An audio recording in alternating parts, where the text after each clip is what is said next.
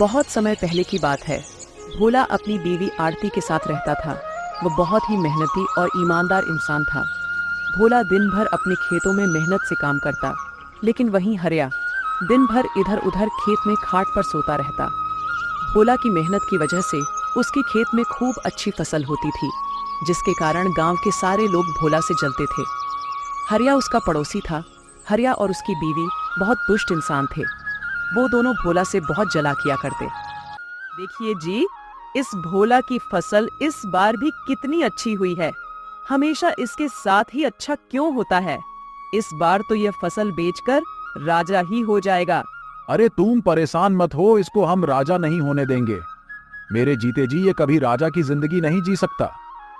भोला सुबह उठता है और खेत के लिए निकल जाता है और अपनी फसल को देखकर बहुत खुश होता है। अब जाकर भोला की मेहनत सफल हो चुकी थी। इस बार लग रहा है अच्छी खासी कमाई हो जाएगी। फिर भोला घर को निकल जाता है। भोला की पत्नी भोला से कहती है, क्या हुआ, आप इतना देर से क्यों आए हैं? हमारी फसल अच्छी तो हुई है ना? फसल इस बार बहुत अच्छी हुई है। कल कटाई भी करनी है, उसी की व्यवस्था कर रहा हूँ। लगता है इस बार कमाई हो जाएगी। अच्छा जी, इस बार अगर अच्छी खासी कमाई हो गई तो हम कुछ पैसे अपनी बेटी मुन्नी के नाम से बैंक में जमा करवा देंगे, जिससे उसकी अच्छी खासी शादी हो जाएगी या उसकी पढ़ाई में मदद हो जाएगी। ठीक है ना जी? हाँ, तुम बिल्कुल सही बोल रही हो। आरती, खाना लाओ, बहुत जोर से भूख लगी है। जल्दी सोना है आज, क्योंकि कल सुबह 5 बजे खेत में जाना है। आरती खाना लगा देती है।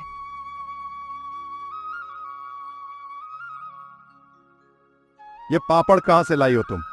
क्या हुआ, अच्छे नहीं लग रहे हैं क्या? अरे नहीं, ये पापड़ तो बहुत स्वादिष्ट है। ऐसा मन कर रहा है कि खाता ही रहूं। तुमने बनाए हैं क्या? हाँ जी, मैंने अपने हाथों से बनाए हैं। आपको अच्छे लग रहे हैं तो और ले आओ क्या, और भी है। फिर खाना खाकर दोनों आराम से सो जाते हैं। जैसे ही सुबह के 5 बजते हैं तो आरती की नींद खुल जाती है और आरती देखती है कि मौसम बहुत खराब हो गया है।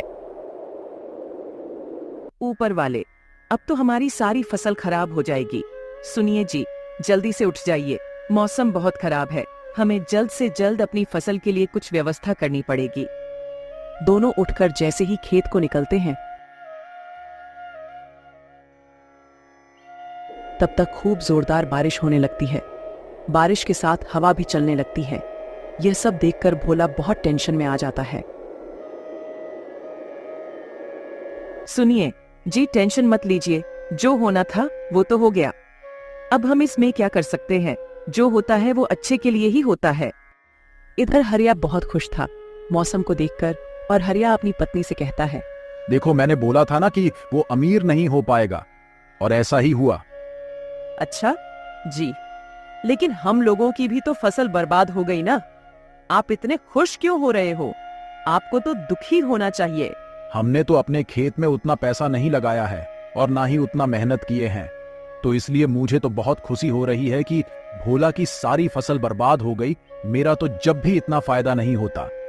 कम से कम भोला हमसे ज्यादा अमीर तो नहीं बन सकता।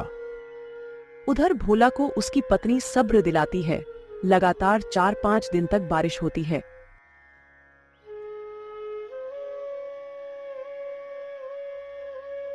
जब मौसम खुलता है तो भोला अपने खेत में जाकर देखता है तो उसकी सारी फसल खराब हो गई थी। भोला घर आकर सारी बात अपनी पत्नी को बताता है और टेंशन की वजह से बिस्तर पर लेट जाता है। आप टेंशन मत लीजिए, मेरे पास एक आइडिया है जिसकी वजह से इस साल हम अपना खर्चा चला सकते हैं और हमें खेती पर भी निर्भर नहीं रहना होगा। कौन सा आइडिया जो तुम्हारे पास है? मैं समझा नहीं, तुम क्या कहना चाह रही हो? मुझे तो खेती के अलावा कुछ काम भी नहीं आता। सुनिए जी, क्यों ना हम पापड़ बेचने का काम शुरू करें। मैं पापड़ बनाऊंगी और आप गली गली जाकर बेच आना।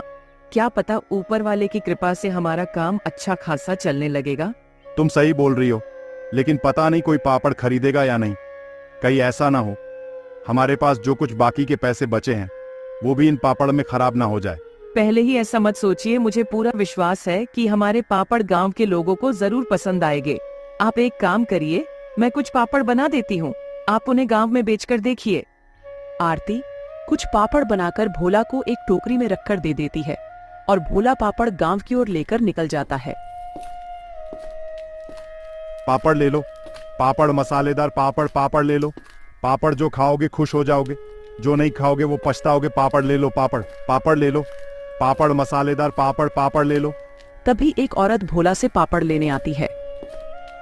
अरे भैया, ये पापड़ कैसे होते हैं और ये पापड़ कितने का है भैया? 10 रुपए का एक है। बहन जी बोलिए कितने दे दूं? 10 पापड़ दे दीजिए। फिर भोला 10 पापड़ उसको दे देता है और पैसे लेकर आगे की ओर निकल जाता है। धीरे धीरे करके उसके सारे पापड़ बिक जाते हैं। भोला घर वापस आता है। आरती एक गिलास पानी लाओ जरा, आज बहुत थक गया हूँ।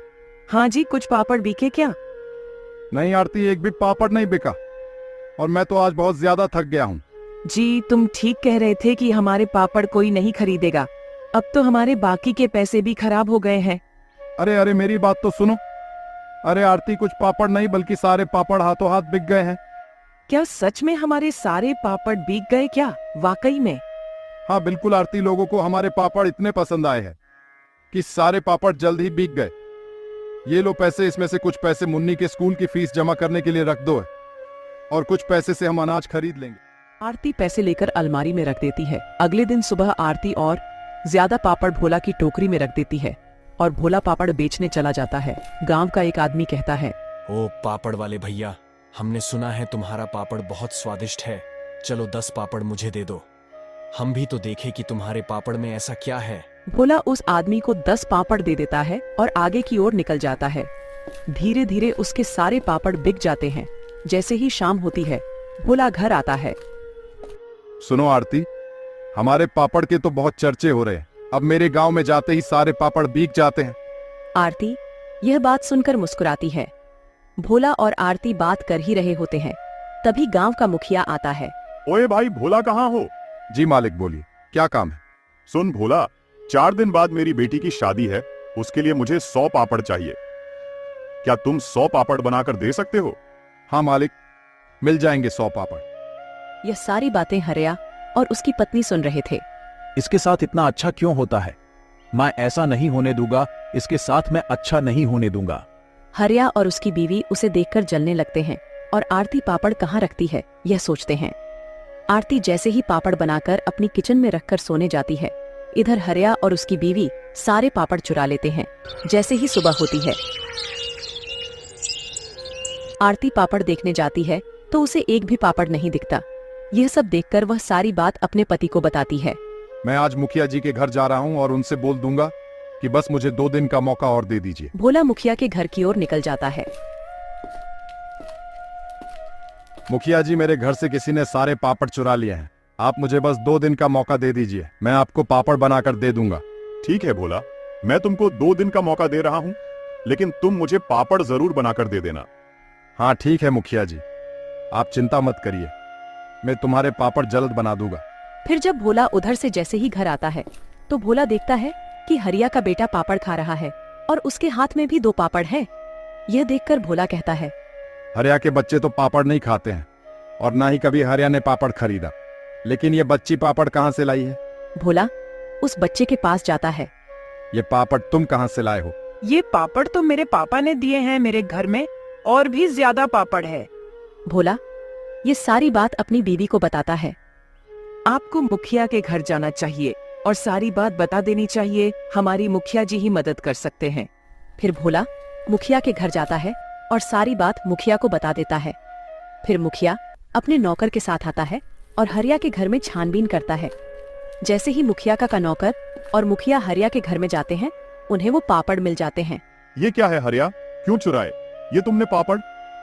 मुझे माफ कर दीजिए, मेरे अंदर ईर्ष्या आ गई थी, इसीलिए मैंने ऐसा किया है मुखिया जी। मैं आज के बाद ऐसी हरकत नहीं करूंगा, आप मुझे बस एक बार माफ कर दीजिए।